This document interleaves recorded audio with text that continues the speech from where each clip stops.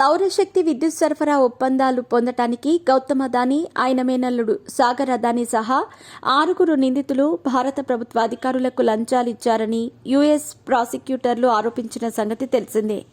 ఇప్పటికే వారిని arrest warrant కూడా జారీ చేశారు.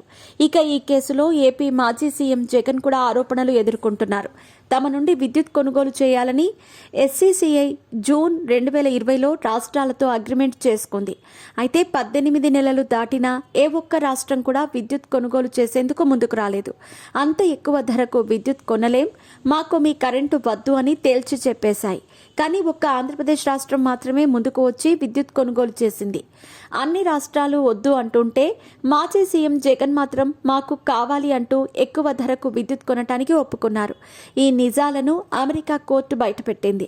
ఆగస్టు 2021లో అర్ధరాత్రి హడావుడిగా విద్యుత్ కొనుగోలు ఫైల్ను పరిగెత్తించారని పేర్కొంది. అధికారులు, మంత్రులు ఆగమేఘాల మీద అర్ధరాత్రి పరుగులు తీశారని తెలిపింది. ఇండియాలోనే మాజీ సీఎం జగన్మోహన్ రెడ్డి అవినీతి పరుడని అమెరికా దర్యాప్తు సంస్థ ఎఫ్బిఐ ఏజెన్సీ సంచలన ఆరోపణలు చేసింది.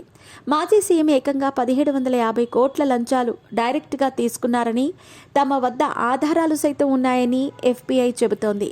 ఇదిలా ఉంటే ఇండియాలో కోర్టుల్లో కేసులు రుజువు అయ్యే వరకు కొంత సమయం పడుతుందని తెలిసిందే. కొన్ని నేరాల్లో తీర్పులిచ్చేందుకు ఏళ్లు పడుతుంది. అయితే అమెరికా కోర్టుల్లో మాత్రం ఏడాదిలోపే కేసును తేల్చేస్తాయట. కాబట్టి నేరం రుజువైతే అదానీ, ఇతర నిందితులతో పాటు మాజీ సీఎం జగన్ కూడా జైలుకు వెళ్ళక తప్పదు. అంతేకాకుండా మన దేశంలో జైలుకు వెళ్లినా ఇంటి భోజనం తీసుకునేందుకు కొంతమందికి అనుమతిస్తూ ఉంటారు.